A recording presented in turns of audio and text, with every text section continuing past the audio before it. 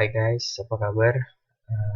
Perkenalkan nama saya Angger. Ini video tentang tutorial cara menggunakan software Pro Engineer, di mana saya akan mengajarkan basic-basic atau dasar-dasar menggunakan software ini. Bagi teman-teman yang sudah menginstal, kalian bisa buka caranya di taskbar start, kemudian search aja Pro Engineer,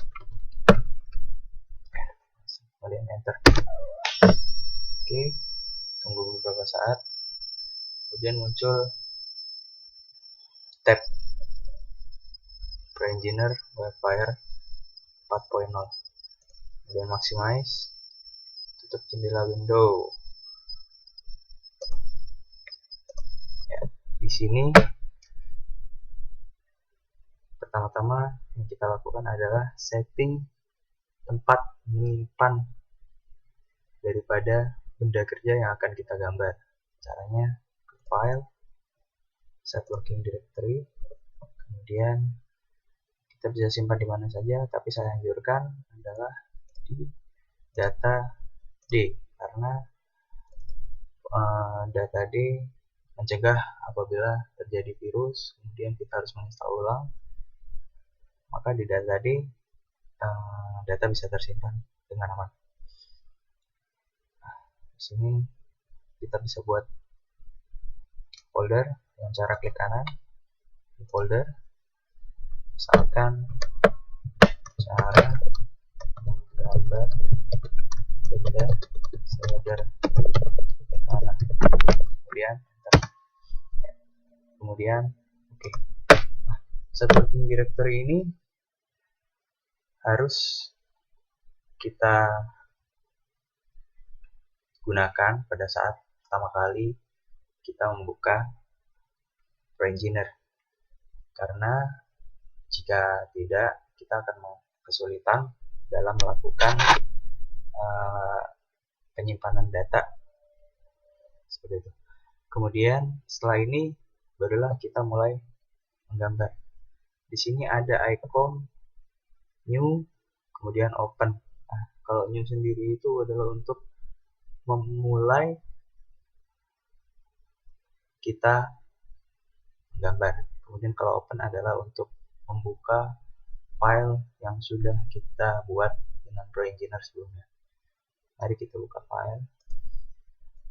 Di sini ada menu, ada submenu dengan tipe sketch, part, assembly, kemudian manufacturing, drawing, format, report, dan lain-lain.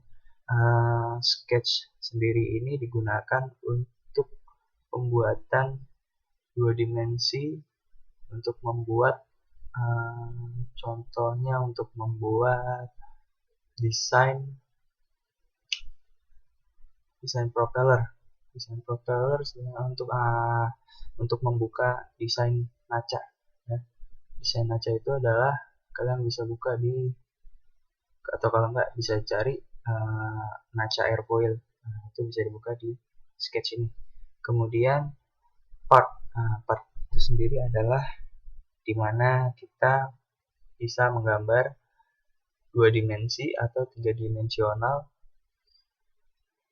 untuk benda kerja, seperti contohnya kubus, balok, piramida, atau benda komponen-komponen mesin seperti contohnya connecting rod atau crankshaft, atau bisa juga impeller pada pompa atau impeller pada kompresor seperti itu. Kemudian ada assembly atau perakitan, ya, bahasa awamnya perakitan, rakit gitu, dari beberapa macam-macam komponen. Contoh misalkan ada satu set turbocharger, di mana kita bisa menggambar impeller kompresornya, kemudian volute kompresor, terus ada shaftnya, kemudian turbin, kemudian volute si turbinnya, baru kita assembly jadi satu, dan itu akan menjadi satu kesatuan dari turbocharger. Nah, untuk manufacturing sendiri adalah di mana kita bisa memvisualisasikan cara untuk kita membuat suatu benda dengan menggunakan mesin CNC, dan disinilah fungsi manufacturing itu sendiri untuk memvisualisasikan sebelum kita menerapkan dalam proses CNC. Kemudian drawing adalah cara atau tipe penggunaan kita untuk belajar mengubah gambar 3 dimensi menjadi 2 dimensi. Contohnya seperti kita menggambar sebuah mouse. Kemudian kita akan memberikan garis ukur atau ukuran-ukuran tertentu atau bisa spesifikasi tertentu dengan menggunakan drawing ini sendiri secara gambar teknik atau ISO atau ketetapan yang sudah ditentukan di seluruh dunia. Kemudian format ini sendiri adalah cara untuk atau tipe untuk pembuatan sebuah, ya kalau kita anggap kertas gambarnya kita mau buat apa. Kalau misalkan menurut ISO kita membuat gambar teknik di A4 itu harus portrait, kalau misalkan di A3 harus landscape. Nah, di sini kita bisa buat formatnya, baik itu diberi ada baumnya atau hanya sekedar kepala gambar saja. Oke, langsung saja kita mulai dengan pembelajaran kita untuk membuat benda 3 dimensi, yaitu dengan menggunakan tipe part. Kemudian subtipenya adalah solid. Nah, dari sini kita bisa mengganti nama, misalkan kita ingin membuat kubus. Hilangkan use default template. Fungsinya adalah agar kita bisa mengganti satuan daripada benda yang ada di gambar. Kemudian oke. Kemudian di sini ada pemilihan satuan untuk kita menggambar, yaitu ada inci, kemudian ada milimeter. Nah, kita pakai milimeter saja karena menurut satuan internasional yang bisa digunakan adalah milimeter. Ya, kemudian klik OK. Dari sini ada banyak icon-icon. Kemudian ini adalah tampilan awal saat kita ingin menggambar menggunakan perizinan. Oke, saya jelaskan dari mulai yang ada di tampilan depan ini adalah datum. Datum itu sebuah datum plane. Ya. Datum plane itu adalah sebuah pandangan awal di mana kita ingin menggambar, baik itu dari pandangan depan, dari pandangan samping, baik kanan atau kiri juga bisa, kemudian dari pandangan atas, seperti itu. Untuk mudahnya kita belajar dengan menggunakan pandangan depan saja. Di sini ada icon sketch. Sketch itu berguna untuk membuat suatu benda dengan cara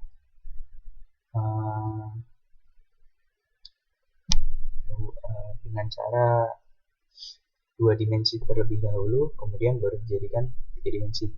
Namun ada yang lebih mudah, yaitu dengan cara langsung menjadi 3 dimensi dengan cara icon extrude. Extrude juga ada batasannya, yaitu hanya untuk menggambar benda-benda yang semacam kotak, bulat, atau berlubang.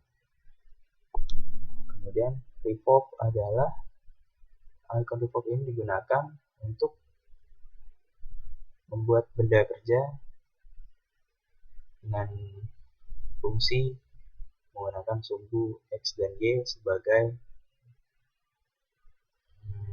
aksis. Jadi kita misalkan ingin menggambar bola, itu bisa digunakan default karena ini akan lebih efektif. Dari situ dulu kita coba dengan menggunakan extrude tool. Klik icon extrude tool, kemudian pilih placement, klik define, kemudian pilih plane front, kemudian klik sketch. Nah, dari sini terdapat ikon-ikon, ada garis, line, garis biasa kita dapat membuat garis, contoh seperti ini. Kemudian untuk mengakhiri garis tersebut kita tinggal klik scroll tengah daripada mouse. Kemudian klik sekali lagi. Nah, kita di sini bisa melihat ada garis ukur maya atau semu. Jadi sebelum dia terlihat jelas, kita bisa rubah. Misalkan panjangnya 200, kemudian lebarnya untuk panjang jadi tengah 100, kemudian tingginya 100. Kemudian ini line, terus jika kita mengklik panah ada center line, kemudian line tangan. Ini bisa dibuat untuk dari seluruh center line. Kita buat center line. Oke, untuk mengakhirnya kita klik scroll tengah. Kemudian di sini ada rectangle. Rectangle itu untuk membuat benda kotak. Kita coba kiri, klik scroll tengah untuk mengakhiri. Kemudian kita bisa rubah angka ukurannya menjadi 100. Panjang, lebarnya jadi 50. Kemudian ini ada icon lingkaran. Di lingkaran ini kita bisa buat sebuah lingkaran yang simetri. Akhirnya klik scroll tengah, kita bisa rubah dia dimensinya, diameter misalkan 20. Oke, kemudian cukup di situ dulu. Kemudian ada fitur atau icon untuk menghapus benda yang sketch, benda kerja atau sketch yang sudah kita gambar dengan cara klik icon build segment, klik iconnya, kemudian klik kiri, tahan, arahkan pada sketch yang sudah digambar. Oke, kemudian lepas klik kirinya. Oke, sudah. Untuk mengakhirinya klik scroll tengah. Kemudian kali ini kita akan membuat kubus. Kita pakai adalah icon rectangle. Kita buat bebas mau di mana, mau di kanan atau di kiri. Tapi saya sarankan lebih baik adalah gambar harus selalu di tengah. Oke, kemudian kiri lagi, klik scroll tengah untuk mengakhiri. Ukurannya bebas, misalkan 100.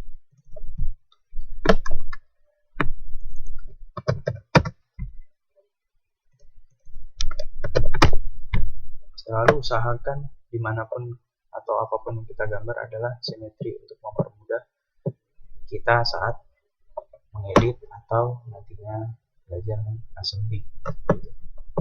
Kemudian checklist.